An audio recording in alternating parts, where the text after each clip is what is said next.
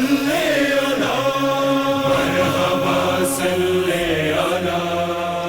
الله الرحمن الرحیم. زما نوم بخوامد دی.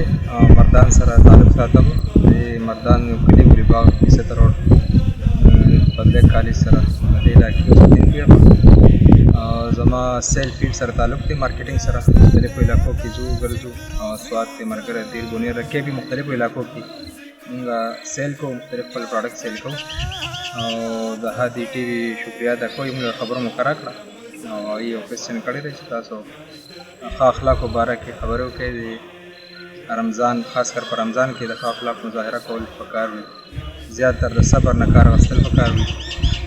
هغه په هر ځای کې که دکاندار وي، که په کور کې وي، که هر قسمه روزګار کې وي، ښه اخلاقو نه کار اخیستل پکار وي، صبر نه کار اخیستل پکار وي.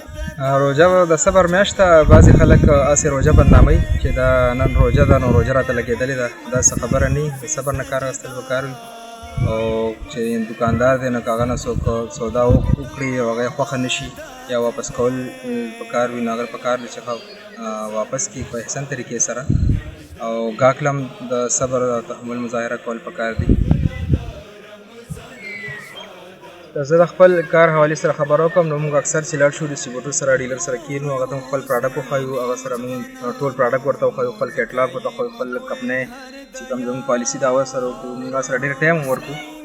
نه باوجود هم که هغه سره زموږ خبره ونه شي نو په هغې باندې موږ خفه کېږو نه، ښه طریقې سره هغه سره موږ کلوز کړو یا نیکسټ بل کس لاړ شو هغه سره خبرې وکړو. اخر کې موږ یو کس سره زموږ ډیل وشي او هغه سره هم خبره جوړه شي. په دغه طریقې سره اکثر داسې به وي چې ته به خپل څیزونه هم ښیې، ته مشقت هم کوې، ته به خپل ټیسټ کې به هم په هغې باندې سیمپل به هم ورکوې، تاوان به هم کوې په هغې کې، خو صبر نه به کار اخلې.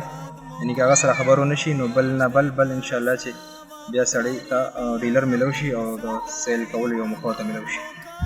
څنګه کم عبادتونه چې موږ په روژه کې کوو، یعنې صبر کوو او د صبر نه کار اخیستل دي او مونځ اودس کوو، خپل ذکر اذکار کوو او نور غیبت او د دې خبرو نه ځان ساتو، نو دا صرف د روژې لپاره نه دي.